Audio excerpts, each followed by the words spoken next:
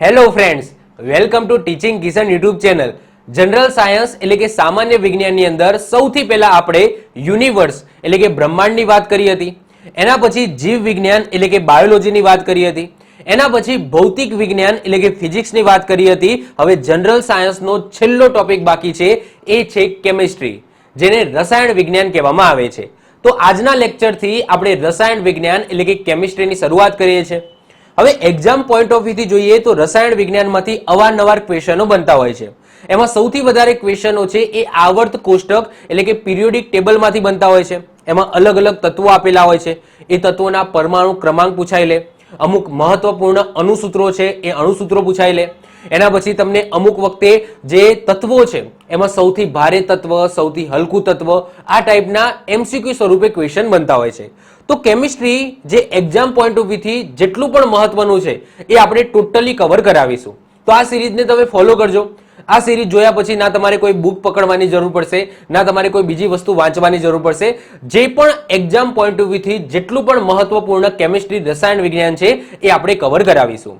તો આ છે કેમિસ્ટ્રી એટલે કે રસાયણ વિજ્ઞાનનો પાર્ટ 1 એટલે કે લેક્ચર નંબર 1, જેની અંદર આપણે વાત કરીશું દ્રવ્ય એટલે કે પદાર્થનું વર્ગીકરણ. હવે દ્રવ્ય અને પદાર્થનું જે વર્ગીકરણ છે એ બે પ્રકારે થઈ શકે છે. એક તો એની ભૌતિક અવસ્થાના આધારે, બીજું એની રાસાયણિક અવસ્થાના આધારે. હવે ભૌતિક અવસ્થાના આધારે કઈ રીતના પ્રકાર પાડી શકાય? તો ઘન, પ્રવાહી, વાયુ આપણને ખબર છે, એ એની ભૌતિક અવસ્થાના આધારે પ્રકાર છે. આપણને ત્રણ વસ્તુ ખબર હશે કે ભાઈ ઘન છે, પ્રવાહી છે અને વાયુ છે. આના સિવાય પણ બે ભૌતિક અવસ્થા છે, ચોથી અને પાંચમી, એ છે પ્લાઝ્મા અને બોઝ આઇન્સ્ટાઇન. હવે પ્લાઝ્મા શું છે, બોઝ આઇન્સ્ટાઇન શું છે, એ આગળ આપણે જોઈએ છે. એના પછી વાત કરીએ રાસાયણિક અવસ્થાના આધારે પણ દ્રવ્ય અથવા તો પદાર્થના આપણે પ્રકાર પાડી શકીએ છીએ. કઈ રીતના? તો તત્વ, મિશ્રણ, સંયોજન, એ રીતના તમે પ્રકાર પાડી શકો છો. તત્વની અંદર પણ ધાતુ તત્વ આવે છે, અધાતુ તત્વ આવે છે, અર્ધ ધાતુ તત્વ આવે છે. ઘણું બધું કન્ફ્યુઝન છે. તો આપણે એ કન્ફ્યુઝન આજના લેક્ચરમાં દૂર કરીશું અને આજના લેક્ચરમાં ઘન, પ્રવાહી, વાયુ, પ્લાઝ્મા, બોઝ આઇન્સ્ટાઇન શું છે એ આપણે જોઈશું. તત્વ કોને કહેવાય, મિશ્રણ કોને કહેવાય, સંયોજન કોને કહેવાય, એ પણ આપણે જોવાનું છે. તો વિધાઉટ એની ટાઈમ વેસ્ટ શરૂઆત કરીએ છીએ આજનો સરસ મજાનો ટોપિક કેમિસ્ટ્રીનો લેક્ચર નંબર 1, દ્રવ્ય એટલે કે પદાર્થનું વર્ગીકરણ. સૌથી પહેલા તો રસાયણ વિજ્ઞાનની આપણે શરૂઆત કરીએ છીએ. તો રસાયણ વિજ્ઞાનની ડેફિનેશન આપી હોય તો આપણે કઈ રીતના આપી શકીએ? તો દ્રવ્ય એટલે કે પદાર્થના રાસાયણિક ગુણધર્મોના અભ્યાસ કરતી શાખાને શું કહેવામાં આવે છે? રસાયણ વિજ્ઞાન કહેવામાં આવે છે. એટલે કે રસાયણ વિજ્ઞાનની અંદર શું હશે? તો જે પદાર્થ છે એ પદાર્થનો રાસાયણિક ગુણધર્મ છે એના ઉપર અભ્યાસ કરવાનો થશે. કેમિસ્ટ્રી જે ઇંગ્લિશ શબ્દ છે એ ઇંગ્લિશ શબ્દ ક્યાંથી ઉતરીને આવ્યો છે? તો ઇજિપ્તનો એક શબ્દ છે કેમિયા, જેનો મતલબ થાય છે કાળો, અને આ કેમિયા શબ્દ ઉપરથી આ કેમિસ્ટ્રી શબ્દ છે એ ઉભરીને આવ્યો છે. તો કેમિસ્ટ્રી શબ્દ યાદ રાખજો ક્યાંથી આવ્યો છે? તો ઇજિપ્તનો કેમિયા નામનો શબ્દ છે, જેનો મતલબ કાળો થાય છે, ત્યાંથી આ શબ્દ આવ્યો છે કેમિસ્ટ્રી. આધુનિક રસાયણ વિજ્ઞાનના પિતા એટલે કે ફાધર ઓફ કેમિસ્ટ્રી કોને કહેવામાં આવે છે? તો ફ્રાન્સના વૈજ્ઞાનિક છે જેમનું નામ છે એન્ટોની લેવોઝિયર. તો એન્ટોની લેવોઝિયરને આધુનિક રસાયણ વિજ્ઞાનના પિતા એટલે કે ફાધર ઓફ કેમિસ્ટ્રી કહેવામાં આવે છે. તો આટલું આપણે ડેફિનેશન પ્રમાણે, પ્રસ્તાવના પ્રમાણે આપણે યાદ રાખીશું. હવે શરૂઆત કરીએ છીએ સૌથી પહેલા દ્રવ્ય એટલે કે પદાર્થ, જેને ઇંગ્લિશમાં મેટર કહેવામાં આવે છે, અમુક જગ્યાએ મટીરિયલ પણ કહેવામાં આવે છે. તો પદાર્થ, દ્રવ્યનો મતલબ શું થાય? તો જુઓ, કોઈ પણ વસ્તુ છે એ દળ ધરાવે અને જગ્યા રોકે તો એને આપણે પદાર્થ કહીશું. એક્ઝામ્પલ તરીકે વાત કરીએ કે મારા જોડે આ બોટલ છે. હવે આ બોટલ છે, આને હું દ્રવ્ય કહીશ, પદાર્થ કહીશ? તો કે હા, આ દ્રવ્ય પદાર્થ છે. કેમ? કારણ કે પહેલા તો આ દળ ધરાવે છે. દળ એટલે એનો મતલબ શું થાય? સૌથી પહેલા તો દળ અને વજન છે એ બંનેમાં ફરક છે. જો વજન છે ને એ જુદી જુદી જગ્યાએ જુદું જુદું હોઈ શકે છે. માની લો કે પૃથ્વી ઉપર મારું વજન કંઈક આ છે, તો હું ચંદ્ર ઉપર જઉં તો મારું વજન ત્યાં બદલાઈ જશે. આ બોટલ છે, આ બોટલનું વજન માની લો કે પૃથ્વી ઉપર 1 kg છે, તો સમજી લો ચંદ્ર ઉપર જશું તો ચંદ્ર ઉપર આનું વજન ઘટી જશે. ઓકે, તો વજન અલગ છે. દળ છે એ હંમેશા દરેક જગ્યાએ સેમ જ હોય છે. તો મારું પૃથ્વી ઉપર દળ જે હશે એ જ દળ ઓકે ચંદ્ર ઉપર પણ હશે, મંગળ ઉપર પણ હશે, કોઈ પણ ગ્રહ ઉપર મારું દળ છે એ સેમ રહેવાનું છે, વજન બદલાવાનું છે. તો વજન અને દળ છે એમાં ફરક છે. તો દળ કોને કહીશું? તો જે એનું બંધારણ છે, મતલબ કે આ બોટલ છે, આ બોટલ શેની બનેલી છે? તો એમાં જે અણુઓ છે તો એ અણુઓ સેમ જ રહેવાના છે. આને પૃથ્વી ઉપર રાખો, ચંદ્ર ઉપર લઈ જાઓ, બીજા ગ્રહ ઉપર લઈ જાઓ, આનું જે બંધારણ છે એટલે કે આ જે અણુથી બનેલું છે, આનું જે દળ છે એ સેમ જ રહેવાનું છે, એનું વજન છે એ ચેન્જ થવાનું છે. તો આ વસ્તુ છે એ પોતાનું ચોક્કસ શું ધરાવે છે? દળ ધરાવે છે અને પોતે જગ્યા પણ રોકે છે. ઓકે, ઓબ્વિયસલી જગ્યા રોકે છે. તો આને આપણે શું કહીશું? દ્રવ્ય અથવા તો પદાર્થ કહીશું. હવે એ ગમે તે હોઈ શકે, એવું જરૂર નથી કે ઘન, પ્રવાહી પણ હોઈ શકે, વાયુ પણ હોઈ શકે. જો પ્રવાહી વસ્તુ છે એ પણ દળ ધરાવે છે, એ પણ જગ્યા રોકે છે. વાયુ છે એ વાયુ પણ દળ ધરાવે છે અને જગ્યા રોકે છે. તો એવું જરૂર નથી કે માત્ર ઘન છે એને જ આપણે દ્રવ્ય અથવા તો પદાર્થમાં મૂકીશું. ઓકે, એ વાયુ પણ હોઈ શકે, ઘન પણ હોઈ શકે અને પ્રવાહી પણ હોઈ શકે છે, કારણ કે એ દળ અને જગ્યા રોકે છે એની વાત થઈ રહી છે. હવે તમારા માઇન્ડની અંદર એક ક્વેશ્ચન થાય કે સાહેબ વાયુ છે એ પણ જગ્યા રોકે? તો યસ, રોકે. સિમ્પલ છે. તમે એને બલૂનમાં ભરો તો બલૂનમાં હવા ભરો છો તો બલૂન ફૂલે છે ને, તો એનો મતલબ એ જગ્યા રોકે છે. ઓકે, તો હવા પણ જગ્યા રોકે છે. તો દ્રવ્ય એ શેનું બનેલું હોય છે? તો અનેક કણોનું બનેલું હોય છે, જેમાં અણુ અને પરમાણુ આવેલા હોય છે. તમને પૂછાય કે ભાઈ કોઈ પણ વસ્તુ છે એનો પાયાનો એકમ શું છે? તો પરમાણુ છે, જે આપણે નેક્સ્ટ ચેપ્ટરની અંદર જોવાનું છે. પરમાણુ જેને ન્યુક્લિયસ આપણે કહીએ છીએ, જેમ કે ન્યુક્લિયર બોમ્બ, પરમાણુ બોમ્બ જે કહીએ છીએ ને, તો પરમાણુ એટલે જેને ઇંગ્લિશમાં ન્યુક્લિયર કહેવામાં આવે છે. ન્યુક્લિયર એની અંદર કેન્દ્રમાં ન્યુક્લિયસ હોય, ન્યુક્લિયસની અંદર પ્રોટોન અને ન્યુટ્રોન હોય અને જે ઇલેક્ટ્રોન હોય એ ગોળ ગોળ ફરતા હોય. તો આ આપણે આવર્ત કોષ્ટક આવશે, એમાં વધારે આપણે ડીપમાં ભણીશું. આના પછી આપણે અણુ પરમાણુ વાળું જે ચેપ્ટર લઈશું એને પણ આપણે ડીપમાં ભણવાનું છે. તો દરેક કણ છે એ શેનો બનેલો હોય છે? તો પરમાણુ, એનો પાયાનો એકમ તો પરમાણુ હોય છે. પરમાણુ ભેગા થઈને અણુ બનાવે છે, તો અણુ પરમાણુનો બનેલો હોય છે. ભારતીય અને ગ્રીક વૈજ્ઞાનિકો દ્વારા દ્રવ્ય 5 મૂળભૂત તત્વોમાંથી બનેલું છે, એમનું એવું કહેવું છે. કયા 5 મૂળભૂત તત્વો છે? તો અગ્નિ, વાયુ, પૃથ્વી, આકાશ અને પાણી. તો આ જે 5 તત્વો લખેલા છે, જે મૂળભૂત તત્વો તમે કહી શકો, એટલે કે આપણી પૃથ્વી ઉપર કોઈ પણ પદાર્થ છે, પછી એમાં મનુષ્ય પણ આવી ગયો, તો મનુષ્યનું શરીર છે, ટેબલ છે, ખુરશી છે, XYZ કોઈ પણ વસ્તુ છે પૃથ્વી ઉપર, એ આ 5 તત્વોમાંથી બનેલી છે. અગ્નિ, વાયુ, પૃથ્વી, આકાશ, પાણી. આ વસ્તુ આપણા ગ્રંથોની અંદર પણ લખેલી છે. પરંતુ આપણે આધુનિક સમયની અંદર વાત કરીએ તો આધુનિક સમયમાં જે દ્રવ્ય એટલે કે પદાર્થ છે એનું વર્ગીકરણ મુખ્યત્વે 2 રીતના તમે કરી શકો છો. એક તો દ્રવ્ય એટલે કે પદાર્થની ભૌતિક અવસ્થાના આધારે અને બીજું દ્રવ્યની રાસાયણિક અવસ્થાના આધારે. હવે દ્રવ્યની ભૌતિક અવસ્થા એટલે શું, રાસાયણિક અવસ્થા એટલે શું, એના આધારે કઈ રીતના પ્રકાર પડે છે એ હવે આપણે જોવાનું છે. તો હવે આપણે રૂટ મેપ જોઈશું કે ભાઈ આ જે ચેપ્ટર આપણે આજે ભણવાના છે એનો રૂટ મેપ શું રહેવાનો છે. તો સૌથી પહેલા દ્રવ્ય એટલે કે પદાર્થ, એના 2 પ્રકાર પાડી શકાય. પહેલો પ્રકાર એની ભૌતિક અવસ્થાના આધારે અને બીજો પ્રકાર છે રાસાયણિક અવસ્થાના આધારે. સૌથી પહેલા વાત કરીએ ભૌતિક અવસ્થાના આધારે પદાર્થના કેટલા પ્રકારો પડે છે? તો 5 પ્રકારો પડે છે. એમાંથી નોર્મલી 3 પ્રકાર છે એ તો આપણને ખબર જ હોય છે, ઘન, પ્રવાહી અને વાયુ.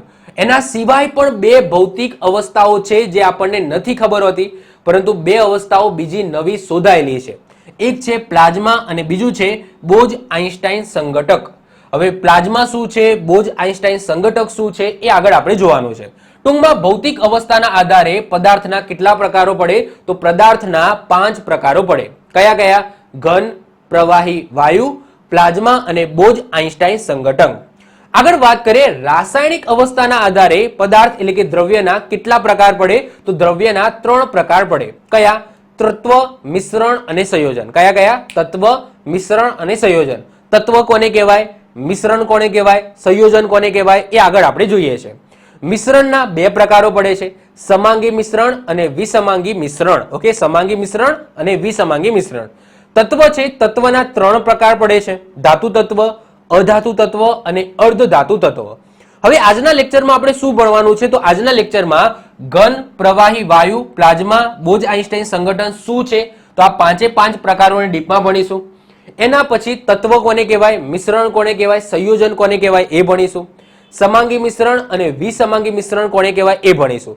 આટલું આજના લેક્ચરની અંદર ભણવાનું છે. ધાતુ, અધાતુ અને અર્ધધાતુ આ શું છે એ આપણે જ્યારે આવર્ત કોષ્ટક ચલાવીશું એ વખતે ભણીશું. મતલબ કે આજના લેક્ચરમાં ધાતુ તત્વ, અધાતુ તત્વ અને અર્ધધાતુ તત્વ એ આપણે ભણવાનું નથી. તો એના સિવાયનું જે બાકીનું છે એ આજના લેક્ચરનું આપણું ફોકસ રહેશે. ઓકે, તો શરૂઆત કરીએ છીએ. સૌથી પહેલા આપણે ભૌતિક અવસ્થાના આધારે દ્રવ્યનું વર્ગીકરણ જોઈએ. એમાં સૌથી પહેલા વાત કરીએ ઘન. હવે આજુબાજુ આપણને જેટલી પણ વસ્તુઓ દેખાય છે એ નોર્મલી ઘન અવસ્થામાં હશે, મોસ્ટ ઓફ ધ કેસની અંદર ઘન અવસ્થામાં હશે. જેમ કે મારા હાથમાં પેન છે, રિમોટ છે, અહીંયા ટેબલ પડેલું છે, બોટલ છે, કોમ્પ્યુટર છે, અહીંયા ટ્રાયપોડ પડેલું છે. નોર્મલી મને જેટલી પણ વસ્તુ મારા રૂમની અંદર દેખાય છે એ બધી ઘન અવસ્થામાં છે. હવે આપણે કઈ રીતના કહી શકીએ કે ભાઈ આ ઘન અવસ્થામાં છે? તો એક સિમ્પલ વસ્તુ છે કે ભાઈ ઘન પદાર્થ છે એ ચોક્કસ કદ ધરાવે અને નિશ્ચિત આકાર ધરાવે. તો જો કોઈ વસ્તુ ચોક્કસ કદ ધરાવે છે અને નિશ્ચિત આકાર ધરાવે છે તો એને આપણે ઘન પદાર્થ કહીશું. જેમ કે આ બોટલની વાત કરીએ તો આ બોટલ ચલો ચોક્કસ કદ ધરાવે છે, તો યસ આ બોટલ છે ચોક્કસ કદ ધરાવે છે. એનો આકાર ચોક્કસ છે કે નહીં? તો યસ એનો આકાર ચોક્કસ છે. તો જો ચોક્કસ કદ અને ચોક્કસ આકાર ધરાવે તો એને આપણે ઘન પદાર્થ કહીશું. તો ઘન પદાર્થની અંદર જે ઘટક કણો છે, ઘટક કણો એટલે તમે પરમાણુ કહી શકો. ઓકે, પરમાણુ આપણે કહી શકીએ એજ ઓફ નાવ સમજવા માટે. તો ઘન પદાર્થની અંદર જે ઘટક કણો છે એ એકબીજાની ખૂબ જ નજીક હોય છે અને તેમની વચ્ચે જે આંતર આણવીય આકર્ષણ બળ હોય છે, ઓકે, એ કણોને જકડી રાખે છે. હવે આંતર આણવીય આકર્ષણ બળ કોને કહેવામાં આવે એ આપણે જ્યારે પરમાણુ ભણીશું ત્યારે આપણે ડીપમાં ભણીશું. તો એમના જે પરમાણુ છે એ પરમાણુ વચ્ચે કયું બળ હોય છે? આંતર આણવીય આકર્ષણ બળ હોય છે અને એ આકર્ષણ બળના કારણે જે કણો છે એ જકડી રહે છે. મતલબ કે આ બોટલ છે, આ બોટલ શેની બનેલી છે? હવે આ બોટલનો નાનામાં નાનો કણ તમે જુઓ તો એ હશે બોટલનો પરમાણુ હશે. તો એવા કેટલા બધા પરમાણુ છે એ ભેગા થઈને આ બોટલ બની હશે. તો આ બોટલ જો ઘન છે, આટલી સોલિડ છે, તો એમાં જે અણુઓ છે, ઓકે, અણુઓ છે કેટલા એકબીજા સાથે જોડાયેલા હશે. ઓકે, તો ઘન પદાર્થની અંદર જે ઘટક કણો છે એ એકબીજા સાથે ખૂબ જ નજીક હોય છે અને એમનું જે આંતર આણવીય આકર્ષણ બળ હોય છે એ એકબીજાના અણુને જકડી રાખે છે. ઘન પદાર્થ પર બાહ્ય બળ લગાવવાથી એ તૂટી જાય છે, પરંતુ તેમના આકાર બદલવા મુશ્કેલ છે. સિમ્પલ વસ્તુ છે કે ભાઈ કોઈ ઘન પદાર્થ છે, માની લો કે આ બોટલ છે.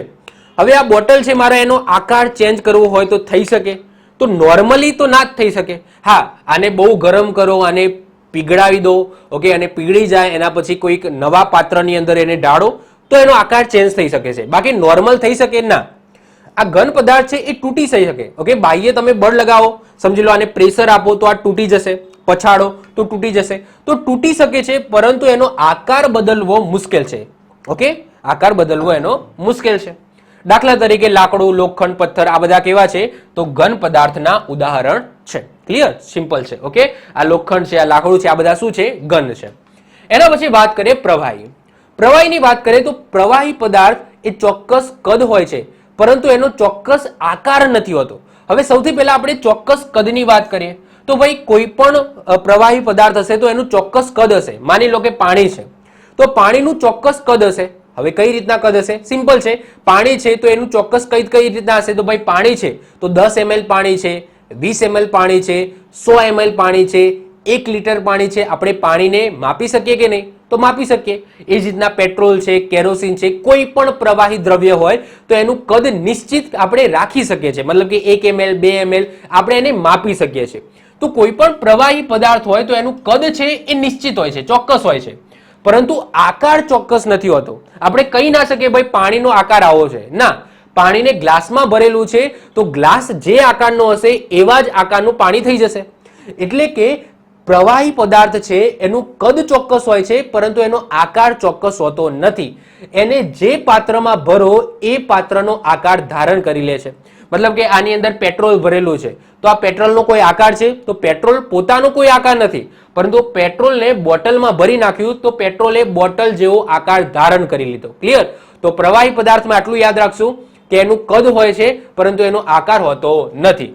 પ્રવાહીના જે ઘટક કણો છે એ ઘન પદાર્થની સરખામણીએ એકબીજાથી દૂર હોય છે. એટલે કે ઘન પદાર્થની સરખામણીએ જોઈએ તો જે પ્રવાહી પદાર્થના જે ઘટક કણો હોય છે એ થોડા છૂટાછવાયા હોય છે. દાખલા તરીકે વાત કરીએ પેટ્રોલ, પાણી, કેરોસીન આ વગેરે આ પ્રવાહી પદાર્થોના શું છે? તો ઉદાહરણ છે. વાત કરીએ નેક્સ્ટ વાયુ. વાયુની વાત કરીએ તો વાયુ પદાર્થને ચોક્કસ કદ કે ચોક્કસ આકાર હોતો નથી. ઓકે, એનું ચોક્કસ કદ પણ ના હોય અને એનો ચોક્કસ આકાર પણ ના હોય. એટલે કે સમજી લો હવા છે તો હવાને તમે જોખી શકો કે ભાઈ 10 ગ્રામ હવા છે કે 20 ગ્રામ હવા છે? તો નોર્મલી તમે ન જોખી શકો. એ જ રીતના ચોક્કસ આકાર પણ હોતો નથી. હવાનો આકાર હોય તો હવાનો કોઈ આકાર નથી. એને તમે જે પાત્રમાં ભરો એવો પાત્રનો જ આકાર ધારણ કરી લે. માની લો કે અહીંયા આ બોટલ છે, આ બોટલ ખાલી છે, તો આની અંદર શું હશે? હવા હશે. તો એ હવાએ કેવો આકાર ધારણ કરી લીધો? તો બોટલ જેવો આકાર ધારણ કરી લીધો.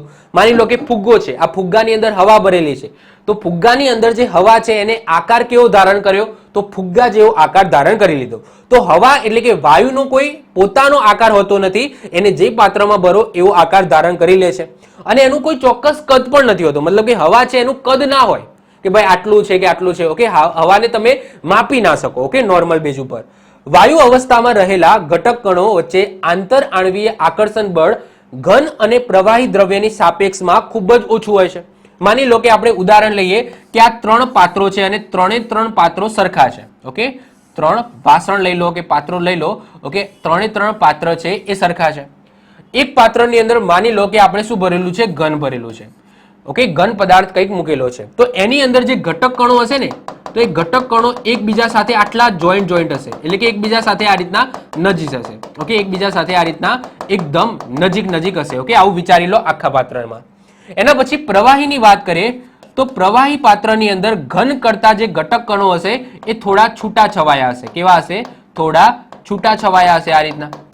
અને વાયુ પદાર્થની અંદર વાત કરીએ તો વાયુ પદાર્થની અંદર જે ઘટક કણો છે એ ઘન અને પ્રવાહીની સાપેક્ષમાં બહુ જ છૂટા છવાયા હશે. આ રીતના બહુ છૂટા છવાયા હશે. એટલે કે અણુઓ વચ્ચે જે આંતર આણ્વીય આકર્ષણ બળ છે એ વાયુની અંદર ઘન અને પ્રવાહી કરતા બહુ ઓછું હશે. પ્રવાહીની અંદર ઘન કરતા ઓછું હશે, વાયુ કરતા વધારે હશે, અને ઘનમાં સૌથી વધારે આંતર આણ્વીય આકર્ષણ બળ હશે. ક્લિયર? તો આ રીતના તમે સમજી શકો છો. વાહનોમાં વપરાતા સીએનજી અને ઘરે વપરાતા એલપીજી સિલિન્ડરમાં વાયુ ઊંચા દબાણ હેઠળ ભરવામાં આવે છે. હવે એના પાછળનું કારણ શું છે? તો આ જ છે. ઓકે, અહીંયાથી તમે સમજી શકો છો. હવે તમારા ઘરે એલપીજી સિલિન્ડર હશે. ઓકે, એલપીજી સિલિન્ડર હશે. લિક્વિફાઈડ પેટ્રોલિયમ ગેસ કહેવામાં આવે છે. એલપીજી નો મતલબ શું? Liquefied petroleum gas. તો એલપીજી સિલિન્ડર છે, આ એલપીજી સિલિન્ડરની અંદર બ્યુટેન વાયુ ભરેલો હોય છે. તો શું એ બ્યુટેન વાયુ સ્વરૂપે ભરેલો હોય છે? તો ના. એના ઉપર પ્રેશર આપીને એને પ્રવાહીમાં કન્વર્ટ કરવામાં આવે છે અને પ્રવાહી સ્વરૂપે એલપીજી ની અંદર ભરવામાં આવે છે. કેમ એવું કરવામાં આવે છે? કારણ કે જો વાયુ સ્વરૂપે તમે ભરી નાખો તો આટલાની અંદર કેટલું વાયુ માય? બહુ વાયુ મારવાનું નથી, કારણ કે એની અંદર જે અણુઓ છે એ અણુઓ વચ્ચેનું અંતર વધારે હોય છે. પરંતુ એને પ્રવાહીની અંદર કન્વર્ટ કરી નાખો તો પ્રવાહી છે એ વાયુ કરતા ઓછી જગ્યામાં વધુ પ્રવાહી સમાઈ શકે છે. તો આની અંદર પ્રવાહીમાં કન્વર્ટ કરવાનું પાછળનું કારણ એ જ છે કે આની અંદર પ્રવાહી તમે ભરશો તો વધારે માસે. ઓકે, વધારે માસે, એટલા માટે ઓછી જગ્યામાં એ વધારે સમાઈ શકશે. એટલે કે આ જે બોટલ છે એ લાંબા સમય સુધી ચાલશે. તો એના પાછળનું કારણ એ જ છે. આ જ વસ્તુ તમે સીએનજી જે બોટલ હોય છે એની અંદર પણ તમે જોઈ શકો છો, જે વ્હીકલ્સની અંદર યુઝ થતું હોય છે. ટૂંકમાં એટલું યાદ રાખજો કે એલપીજી સિલિન્ડર છે, સીએનજી છે, એમાં જે વાયુ હોય છે, ઓકે, એને ઊંચું દબાણ આપીને એને લિક્વિડ ફોર્મની અંદર કન્વર્ટ કરવામાં આવે છે અને પછી બોટલની અંદર ભરવામાં આવે છે. પરંતુ જ્યારે બોટલમાંથી રિલીઝ થાય છે, નોઝલમાંથી નીકળે છે, ત્યારે ફરીથી વાયુ સ્વરૂપ ધારણ કરી લે છે. ક્લિયર? તો આ થઈ ગયું તમારું વાયુ. એના પછી ચોથા નંબરની જે ભૌતિક અવસ્થા આવે છે જેને કહેવામાં આવે છે પ્લાઝમા. હવે પ્લાઝમા એટલે શું? તો તમને કદાચ યુનિવર્સ વાળો વિડીયો તમે જોયો હોય, એમાં સૂર્ય વાળો તમારે કદાચ વિડીયો જોયો હોય તો એની અંદર પ્લાઝમા કોને કહેવામાં આવે છે મેં સમજાવેલું છે. અને પ્લાઝમાની ઘટના સૂર્યની અંદર, તારાઓની અંદર કઈ રીતના થાય છે એ પણ એની અંદર મેં સમજાવેલી છે, પણ આની અંદર આપણે ફરીથી સમજાવી લઈએ. હવે હું તમને દેશી ભાષામાં નોર્મલમાં તમને પ્લાઝમા કોને કહેવામાં આવે છે હું તમને સમજાવી દઉં. જો કોઈ પણ ઘન પદાર્થ હોય એને તમે ગરમ કરો, ઓકે, કોઈ પણ હોય, સમજી લો લોખંડ છે, લોખંડને પણ તમે વધારે પડતું ગરમ કરો તો એ લિક્વિડ એટલે કે પ્રવાહીની અંદર કન્વર્ટ થઈ જાય. તો કોઈ પણ ઘન પદાર્થ છે એને ગરમ કરવામાં આવે તો એ લિક્વિડની અંદર કન્વર્ટ થઈ જશે. કોઈ પણ લિક્વિડ છે એને ગરમ કરવામાં આવે તો એ વાયુ એટલે કે વરાળ સ્વરૂપે એ ઉડી જશે, એટલે કે પ્રવાહીનું વાયુ સ્વરૂપે કન્વર્ટ થઈ જશે. હવે કોઈ વાયુ પદાર્થ છે એને ગરમ કરવામાં આવે તો શું થાય? ઓકે, કોઈ વાયુ પદાર્થ છે એને ગરમ કરવામાં આવે, ઊંચા તાપમાને ગરમ કરવામાં આવે અને એના પછી જે અવસ્થા મળે છે એને જ કહેવામાં આવે છે પ્લાઝમા. તો આ સિમ્પલ અને દેશી ભાષામાં મેં તમને સમજાવી દીધું કે કોઈ વાયુ પદાર્થ છે, આ વાયુને તમે ગરમ કરો, ઓકે, વાયુને કોઈ પાત્રમાં લઈને ગરમ કરો અને એના પછી જે અવસ્થા મળે છે તો એને કઈ કહેવાય? તો પ્લાઝમા અવસ્થા કહેવાય. હવે નોર્મલી આપણને પ્લાઝમા અવસ્થા જોવી હોય તો આપણે જોઈ શકીએ, તો યસ જોઈ શકીએ છીએ. જો તમારા ઘરે હિલિયમ વાયુવાળી ફ્લોરોસન્ટ ટ્યુબ હશે અથવા તો નિયોન વાયુવાળો બલ્બ હશે તો એની અંદર આવું તમે ક્યાંક જોયું હશે, જેમાં શું થાય, આયનીકરણ થાય છે અને આ જે અવસ્થા જોવા મળે છે એને જ શું કહેવામાં આવે છે, પ્લાઝમા અવસ્થા કહેવામાં આવે છે. ખૂબ જ ઊંચા તાપમાને આ અવસ્થા તમને જોવા મળશે. સૂર્ય અને તારાઓમાં પ્લાઝમા ઉત્પન્ન થવાનું કારણ એ છે કે સૂર્ય અને તારાની અંદર શું થાય છે, તો તમને ખબર જ હશે, પરમાણુ છે, આ પરમાણુનું જોડાણ થાય છે. ઓકે, મેં સૂર્ય અને તારાઓ જ્યારે ભણાવ્યા હતા ત્યારે મેં તમને કીધું હતું કે ભાઈ આના સૂરજની અંદર ગરમી કેમ છે આટલી બધી, તો એમાં શું થાય છે, હાઇડ્રોજનના જે પરમાણુ છે એમનું જોડાણ થાય છે, એમનું શું થાય છે, જોડાણ થાય છે અને જોડાણ થવાના કારણે ઉર્જા ઉત્પન્ન થાય છે, ગરમી ઉત્પન્ન થાય છે અને આટલી હાઈ ગરમી, હાઈ ટેમ્પરેચરના કારણે ત્યાં પ્લાઝમા પણ ઉત્પન્ન થાય છે. ક્લિયર? તો આ પણ ઇમ્પોર્ટન્ટ છે, યાદ રાખજો. તો આ ચોથી અવસ્થા કહી શકો જેને તમે પ્લાઝમા કહી શકો. ઓકે, એના પછી જે 5મા નંબરની અવસ્થા આવે છે એ છે બોઝ આઇન્સ્ટાઇન સંઘટક. ઓકે, બોઝ આઇન્સ્ટાઇન સંઘટક નામથી જ ખબર પડી જાય, અહીંયા બે વ્યક્તિઓની વાત થઈ રહી છે, બોઝ અને આઇન્સ્ટાઇન. તો એમના નામ ઉપર જ આ ભૌતિક અવસ્થાનું નામ રાખ્યું છે. બોઝનો મતલબ થશે સત્યેન્દ્રનાથ બોઝ, જે તમે અહીંયા જોઈ શકો છો, આ છે સત્યેન્દ્રનાથ બોઝ. અને આઇન્સ્ટાઇનનો મતલબ થશે આલ્બર્ટ આઇન્સ્ટાઇન, જેમને વર્ષ 1920માં સંશોધન કરવામાં, મતલબ કે એમને સંશોધન કર્યું અને એમના નામ ઉપર પદાર્થની 5મી અવસ્થાનું નામ બોઝ આઇન્સ્ટાઇન સંઘટક, ઓકે, બોઝ આઇન્સ્ટાઇન સંઘટક રાખવામાં આવ્યું. બોઝ આઇન્સ્ટાઇન સંઘટક તૈયાર કરવા સામાન્ય ઘનતાના 1,00,000ના ભાગ જેટલી ઓછી ઘનતા ધરાવતા વાયુને ખૂબ જ નીચા તાપમાને ઠંડો કરવામાં આવે ત્યારે તમને બોઝ આઇન્સ્ટાઇન સંઘટક મળે. હવે જો બોઝ આઇન્સ્ટાઇન સંઘટન છે એ નોર્મલ અવસ્થામાં તમને ન જોવા મળે, મતલબ કે તમારે જોવી હોય આ અવસ્થા તો તમે ન જોઈ શકો. આ લોકોએ સંશોધન કર્યું અને સંશોધન કર્યા પછી એવા કહેવાય કે ક્રાઇટેરિયા ઊભા કર્યા જેનાથી આ અવસ્થા એમને મળી. મતલબ કે નોર્મલ જીવનની અંદર આ અવસ્થા જોવી હોય તો તમે જોઈ શકો નહીં. જો તમારે આ અવસ્થા જોવી હોય તો તમારે શું કરવું પડે, તો હવા છે, આ હવાના સામાન્ય, હવાની જે સામાન્ય ઘનતા હોય, ઓકે, તો ડેન્સિટી, ઘનતાને ડેન્સિટી કહીએ, તો હવાની જે સામાન્ય ડેન્સિટી હોય એના 1,00,000માં ભાગ જેટલી ઓછી ઘનતા ધરાવતો વાયુ પહેલા લેવાનો. ઓકે, પહેલા તો એવો વાયુ શોધવાનો જેની હવાની ઘનતા કરતા 1,00,000માં ભાગની ઘનતા હોય. પછી એને શું કરવાનું, ખૂબ જ નીચા તાપમાને ઠંડો કરવાનો અને ઠંડો કરશો તો તમને આ બોઝ આઇન્સ્ટાઇન સંઘટન અવસ્થા મળશે, જે કંઈક એમના તમે નેટ ઉપર સર્ચ કરશો તો આવી આકૃતિઓ તમને જોવા મળશે. તો ટૂંકમાં આ અવસ્થા છે ને એ સંશોધન કરીને શોધવામાં આવી છે, સંશોધન કરીને શોધવામાં આવી છે. આ નોર્મલ લાઈફની અંદર તમને ક્યાંય દેખાવાની નથી. ઓકે, જો જોવું હોય તો આ વસ્તુ તમારે કરવી પડે. બાકી તમારે જો પ્લાઝમા અવસ્થા જોવી હોય તો આ હિલિયમ વાયુવાળી જે ટ્યુબ આવે છે, નિયોન વાયુવાળા જે બલ્બ આવે છે, એની અંદર આવું ક્યાંક તમે જોયું હશે. ઓકે, તો એને શું કહેવામાં આવે છે, પ્લાઝમા કહેવામાં આવે છે. તો આ જે 5 ભણ્યા એ શું ભણ્યા, તો આ 5 ભણ્યા એ આપણે ભૌતિક અવસ્થાઓ ભણ્યા. શું ભણ્યા? ભૌતિક અવસ્થાઓ ભણ્યા. ક્લિયર? ચલો હવે વાત કરીએ કે એકમાંથી બીજું ટ્રાન્સફર થાય છે તો એને શું કહેવામાં આવે છે. કારણ કે એક્ઝામની અંદર આવા પણ ક્વેશ્ચન પૂછાયેલા છે કે કોઈ પદાર્થનું પ્રવાહીનું વાયુમાં રૂપાંતરણ થઈ જાય તો એને નીચેનામાંથી શું કહેવામાં આવે છે. ઓકે, કોઈ પદાર્થ છે જેનું ઘનમાંથી ડાયરેક્ટ વાયુની અંદર રૂપાંતરણ થઈ ગયું તો એને શું કહેવામાં આવે છે. તો આવા ક્વેશ્ચનો અવારનવાર બનતા હોય છે, તો એ હવે આપણે જોઈ લઈએ. સૌથી પહેલા વાત કરીએ પ્રવાહીકરણ, જેને મેલ્ટિંગ કહેવામાં આવે છે. તો જ્યારે ઘન પદાર્થને ગરમ કરો છો તો એનું પ્રવાહીની અંદર રૂપાંતરણ થાય. જેમ કે બરફ છે, બરફ શું છે? ઘન પદાર્થ છે. એને જો તમે ગરમ કરો તો એ પાણીની અંદર કન્વર્ટ થઈ જશે, તો એને શું કહેવાય છે? એનું પ્રવાહીકરણ કર્યું કહેવાય, એટલે કે એનું મેલ્ટિંગ કર્યું કહેવાય. એના પછી આવે છે બાષ્પીભવન, જેને કહેવામાં આવે છે વેપોરાઇઝેશન. તો વેપોરાઇઝેશનનો મતલબ શું થાય કે જ્યારે પ્રવાહી પદાર્થ છે એને તમે ગરમ કરો તો એ વાયુની અંદર રૂપાંતરણ થશે. જેમ કે પાણી છે, પાણીને તમે ગરમ કરો તો એ વરાળની અંદર રૂપાંતરણ થઈ જાય, તો એને શું કહેવામાં આવે છે? બાષ્પીભવન કહેવામાં આવે છે. હવે આ વસ્તુ તો આપણે નોર્મલી પણ બોલતા હોય છે કે ભાઈ આનું બાષ્પીભવન થઈ ગયું. બાષ્પીભવન એટલે શું? ઉડી જવું. તો જ્યારે પાણી છે, પાણીને વધારે ગરમ કરો એટલે કે કોઈ પદાર્થ, પ્રવાહી પદાર્થ છે એને વધારે પડતો ગરમ કરો તો એ વાયુની અંદર કન્વર્ટ થઈ જાય, તો એને શું કહેવામાં આવે છે? બાષ્પીભવન એટલે કે વેપોરાઇઝેશન કહેવામાં આવે છે. એના પછી આવે છે ઉર્ધ્વપાતન, જેને સબ્લિમેશન કહેવામાં આવે. હવે ઉર્ધ્વપાતન એટલે શું? તો જ્યારે ઘન પદાર્થનું વાયુમાં રૂપાંતરણ થઈ જાય તો એને શું કહેવામાં આવે? ઉર્ધ્વપાતન એટલે કે સબ્લિમેશન કહેવામાં આવે. એટલે કે જ્યારે ઘન પદાર્થ છે એને તમે ગરમ કરો તો એ પ્રવાહીમાં રૂપાંતરણ ન થાય, ડાયરેક્ટ વાયુની અંદર રૂપાંતરણ થઈ જાય. કોઈ ઘન પદાર્થ એને ગરમ કરવાથી પ્રવાહીમાં રૂપાંતરણ ન થાય, ડાયરેક્ટ વાયુમાં રૂપાંતરણ થઈ જાય તો એને જ કહેવામાં આવે છે ઉર્ધ્વપાતન એટલે કે સબ્લિમેશન. તો સાહેબ આનું ઉદાહરણ કહો તો કપૂર જોયું છે, કપૂર ગૌરમ, એ વખતે આપણે કપૂર સળગાવીએ છીએ ને તો એ કપૂર કેવા અવસ્થામાં હોય છે? ઘન અવસ્થામાં હોય છે. પછી એનું પ્રવાહીમાં રૂપાંતરણ થાય છે? ના, એને સળગાવું તો ડાયરેક્ટ એ વાયુની અંદર રૂપાંતરણ થઈ જાય છે. એ જ રીતના આયોડિન છે, આયોડિનને તમે સળગાવો ને તો એ પણ એ આયોડિન એ ઘન અવસ્થામાં હોય છે, એને સળગાવો તો ડાયરેક્ટ વાયુની અંદર રૂપાંતરણ થઈ જશે. તો એવા પદાર્થો મતલબ કે જ્યારે ઘનનું ડાયરેક્ટ વાયુમાં રૂપાંતરણ થાય તો એને ઉર્ધ્વપાતન એટલે કે સબ્લિમેશન કહેવામાં આવે. એના પછી આવે છે નિક્ષેપણ. નિક્ષેપણ એટલે શું? કે વાયુ પદાર્થનું સીધું ઘનમાં રૂપાંતરણ થાય, એટલે કે આનું ઉલટું, વાયુનું સીધું ઘનમાં રૂપાંતરણ થાય તો એને શું કહેવામાં આવે છે? નિક્ષેપણ કહેવામાં આવે છે.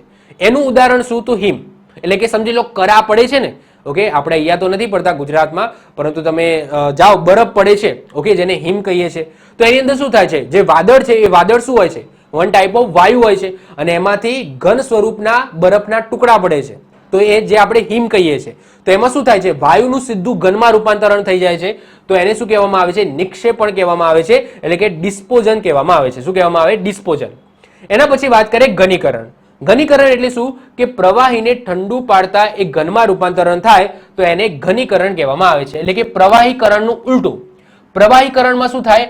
ઘનનું પ્રવાહીમાં રૂપાંતરણ થાય, અહીંયા પ્રવાહીનું ઘનમાં રૂપાંતરણ થાય તો એને ઘનીકરણ એટલે કે ફ્રીઝિંગ કહેવામાં આવે. તો પાણીનું બરફ થવું નોર્મલ, ઓકે, પાણીનું બરફ થવું તો એને ઘનીકરણ કહીશું. એના પછી વાત કરીએ સંઘનન. સંઘનન એટલે શું? કે વાયુને ઠંડુ પાડતા પ્રવાહીમાં રૂપાંતરણ થાય તો એને સંઘનન કહેવામાં આવે, એટલે કે બાષ્પીભવનનું ઉલટું. બાષ્પીભવનમાં શું થતું હતું? પ્રવાહીનું વાયુમાં થતું હતું, તો એ જ રીતે અહીંયા વાયુનું પ્રવાહીમાં થઈ જાય તો એને સંઘનન કહેવામાં આવે. તો આ જે 6 અવસ્થાઓ છે યાદ રાખજો, મતલબ કે આ નામ યાદ રાખજો કે તમને એક્ઝામની અંદર આ નામ પૂછાય છે કે ભાઈ વાયુ છે, વાયુનું પ્રવાહીમાં રૂપાંતરણ થાય તો નીચેનામાંથી શું કહેવામાં આવે? સીધું ઘન છે, ઘનનું ડાયરેક્ટ વાયુમાં રૂપાંતરણ થાય તો એને શું કહેવામાં આવે છે? આ યાદ રાખજો. ક્લિયર? તો ગુજરાતી નામ યાદ રાખજો, ઇંગ્લિશ નામ યાદ રાખવાના જરૂર નથી. ઓકે, અહીંયા એ જ વસ્તુ લખેલી છે.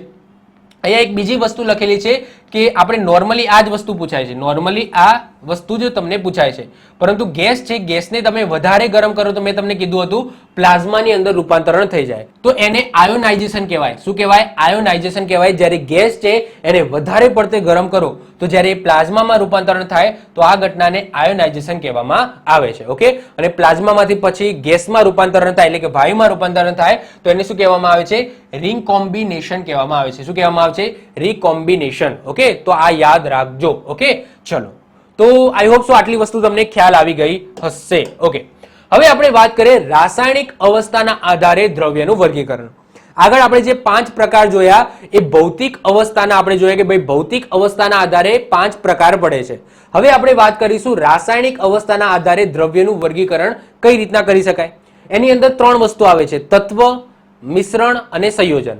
હવે તત્વ કોને કહેવામાં આવે, મિશ્રણ કોને કહેવામાં આવે, સંયોજન કોને કહેવામાં આવે, એ હવે આપણે સમજવાનું છે. તો સૌથી પહેલા વાત કરીએ તત્વ. તો તત્વ એટલે શું? તો એક સરખા પરમાણુના સમૂહને તત્વ કહીશું. તો તત્વ કોને કહેવાય? તો જે પરમાણુ છે એ પરમાણુ છે એ એક સરખા હોવા જોઈએ. જો એક સરખા પરમાણુ હોય તો જ એને આપણે તત્વ કહીશું. એક્ઝામ્પલ તરીકે વાત કરીએ, હિલિયમ લખેલું છે તો આ હિલિયમનો એક પરમાણુ છે તો આને તત્વ કહીશું. તો યસ, હિલિયમનો એક જ પરમાણુ છે, બીજો કોઈ અલગ પરમાણુ જોડાયેલો નથી તો આને આપણે તત્વ કહીશું. એ જ રીતના અહીંયા છે O2.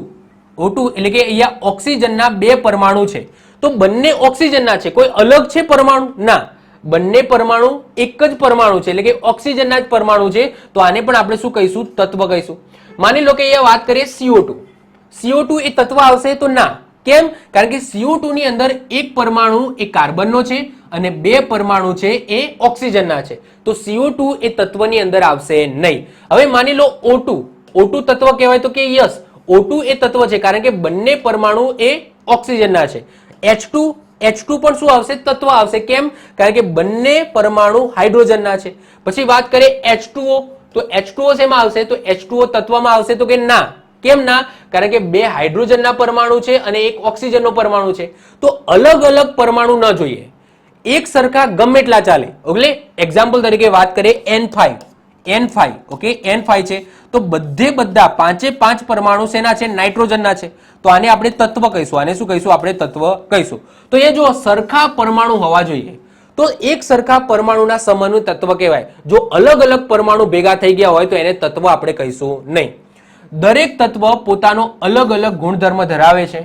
તે બીજા તત્વમાં જોવા મળતો નથી. સિમ્પલ વસ્તુ છે કે દરેક તત્વ છે એ પોતાનો અલગ અલગ ગુણધર્મ ધરાવે. જેમ કે હાઇડ્રોજન છે એ ઓક્સિજનથી આખો અલગ છે. ઓકે, હાઇડ્રોજનનો તત્વ એ ઓક્સિજનથી આખો અલગ છે. નાઇટ્રોજન એ હાઇડ્રોજન અને ઓક્સિજનથી અલગ છે. મતલબ કે દરેક તત્વ છે એ પોતાની રીતના સ્વતંત્ર હોય છે. ઓકે, અને અલગ અલગ ગુણધર્મ ધરાવતા હોય છે. જેમ કે કાર્બન છે, નાઇટ્રોજન છે, ઓક્સિજન છે, આ બધા તત્વો છે.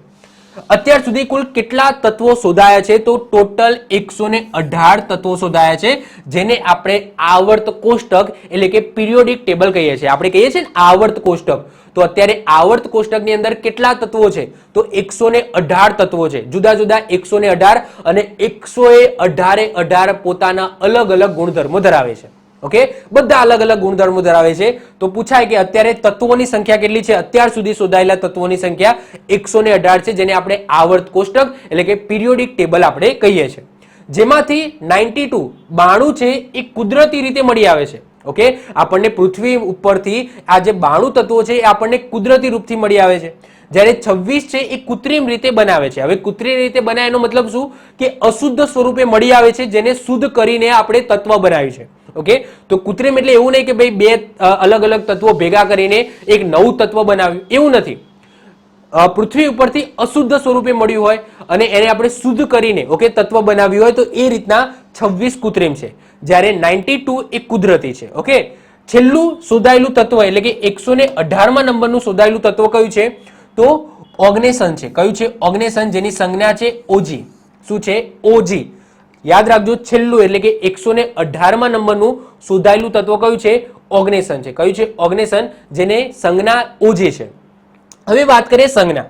તો જે સંજ્ઞા છે ને એ કઈ ભાષામાં આપવામાં આવે છે? તો યાદ રાખજો, લેટિન ભાષાની અંદર આપવામાં આવે છે. ઓકે, અંગ્રેજી ભાષા ઉપર આપવામાં આવતી નથી. એટલે કે અહીંયા ઓક્સિજન છે તો ઓક્સિજનને આપણે O2 કીધું તો તમને એવું લાગતું હશે કે ઓક્સિજનનો સ્પેલિંગ આવે છે ઓક્સિજન, એટલા માટે અહીંયા O આવે છે એટલે આપણે O2 લીધું. એવું નથી. ઓકે, તો દરેકની અંદર એવું નહીં જોવા મળે. તો ઇંગ્લિશ સ્પેલિંગના આધારે એની સંજ્ઞા રાખવામાં આવી નથી. યાદ રાખજો, કારણ કે સોનું છે, સોનુને ગોલ્ડ કહેવામાં આવે.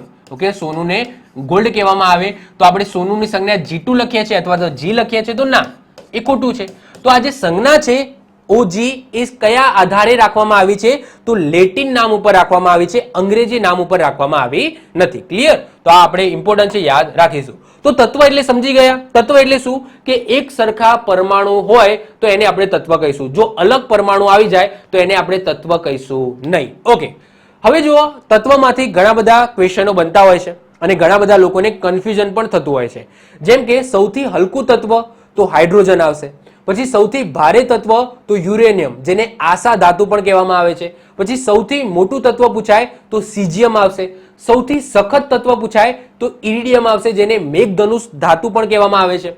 પછી સૌથી ભારે પ્રવાહી અથવા તો પ્રવાહી ધાતુ તત્વ તો પારો આવશે. પછી પ્રવાહી અધાતુ તત્વ તો બ્રોમિન આવશે. પછી પૃથ્વી ઉપર સૌથી વધારે પ્રમાણ શેનું છે?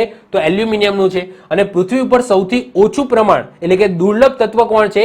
તો એસ્ટેટિન છે. કયું છે? એસ્ટેટિન, જેની સંજ્ઞા 80 છે. હવે જો આ અત્યારે ગોખશો નહીં, યાદ રાખવાની પણ અત્યારે જરૂર નથી, કારણ કે અત્યારે જો યાદ રાખશો ને તો આગળ હું અમુક એવી વસ્તુ ચલાવીશ જેમાં આ તમે ગૂંચવાઈ જશો અને ભૂલી જશો. તો અત્યારે યાદ ના રાખશો, જ્યારે હું પિરિયોડિક ટેબલ ચલાવીશ ત્યારે આ વસ્તુ રિપીટ કરીશ અને એના સાથે એક બીજું કોષ્ટક પણ હશે જેની અંદર લખેલું હશે કે ભાઈ સૌથી હલકું તત્વ હાઇડ્રોજન, તો સૌથી હલકું ધાતુ કઈ? તો બંનેનો આન્સર અલગ આવશે. તો સૌથી હલકી ધાતુ જવાબ તમારો અલગ આવશે. સૌથી હલકું તત્વ જવાબ તમારો અલગ આવશે. સૌથી ભારે તત્વ જવાબ તમારો અલગ હશે. સૌથી ભારે ધાતુ જવાબ તમારો અલગ હશે. તો અમુક લોકો ધાતુ અને તત્વ આ બંનેમાં કન્ફ્યુઝ થઈ જતા હોય છે અને જવાબ છે એ ખોટો લખીને આવતા હોય છે.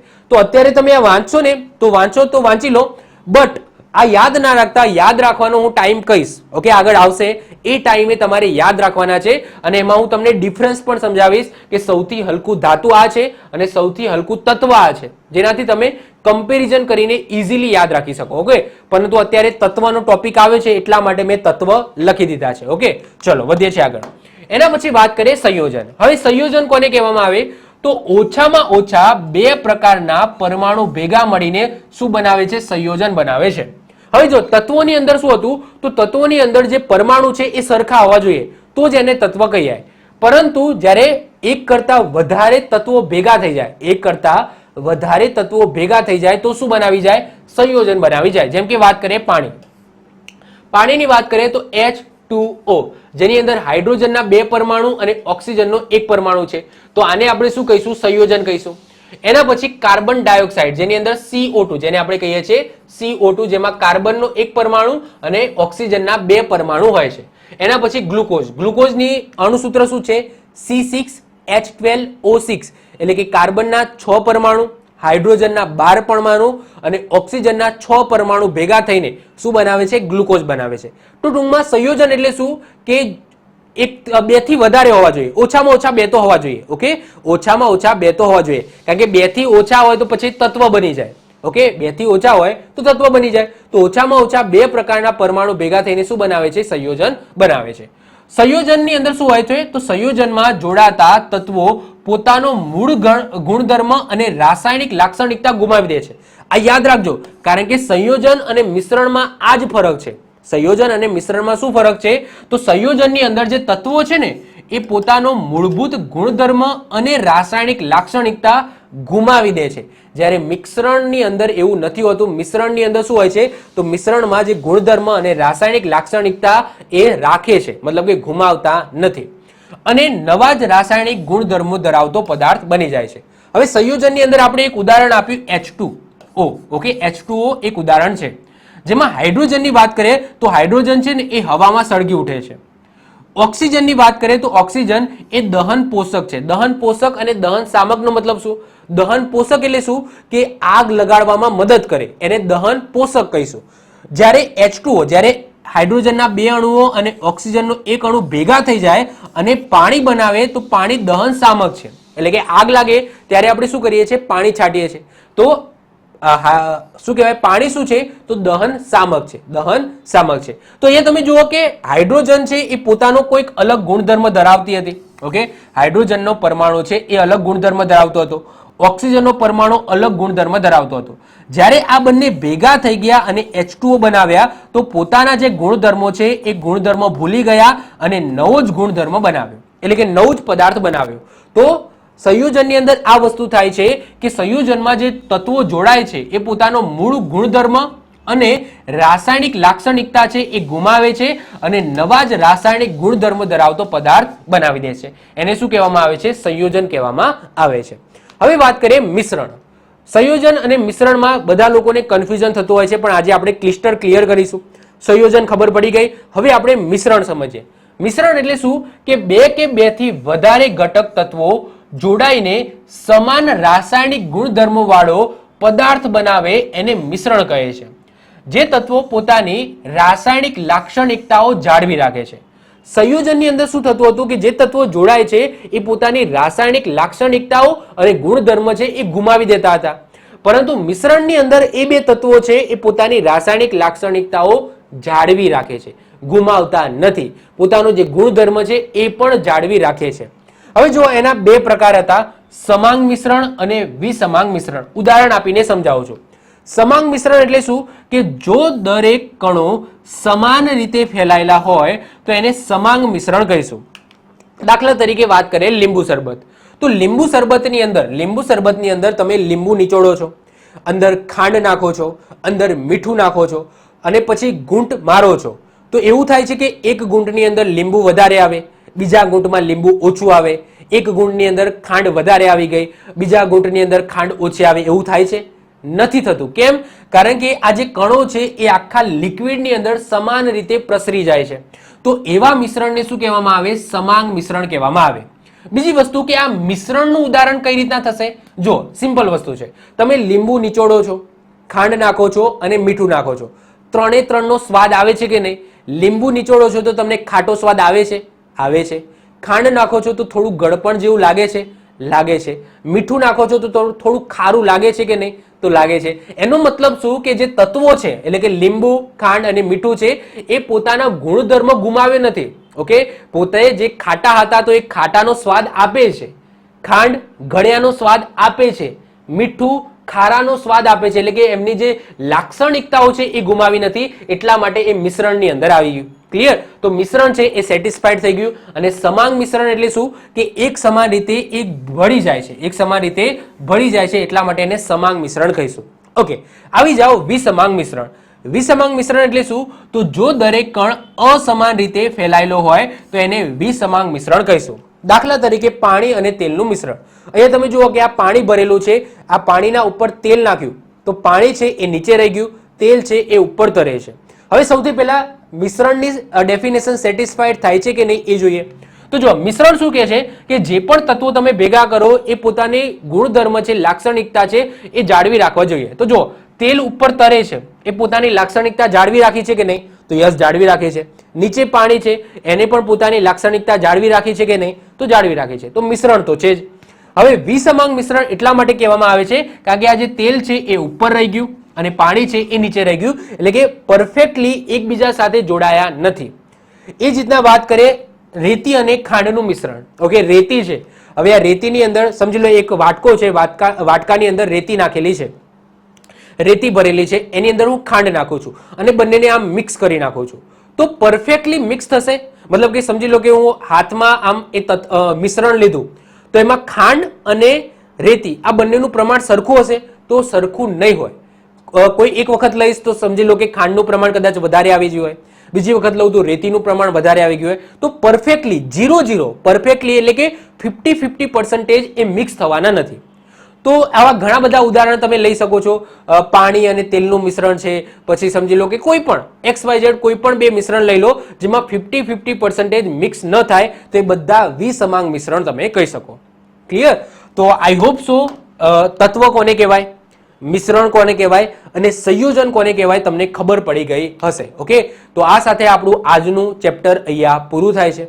તો આજના ચેપ્ટરની અંદર આપણે શું ભણ્યા? તો આજના ચેપ્ટરની અંદર આપણે ભૌતિક અવસ્થાના આધારે દ્રવ્યના વર્ગીકરણ જોયું, એટલે કે ઘન, પ્રવાહી, વાયુ, પ્લાઝમા, બોઝ-આઇન્સ્ટાઇન. ઓકે, એ 5 પ્રકાર જોયા.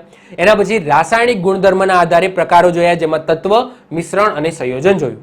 હજુ પણ તમારા માઇન્ડની અંદર કઈ ડાઉટ હોય તો તમે નીચે કોમેન્ટ કરી શકો છો, હું એનો આન્સર જરૂર આપીશ. તો મળીશું નેક્સ્ટ લેક્ચરની અંદર.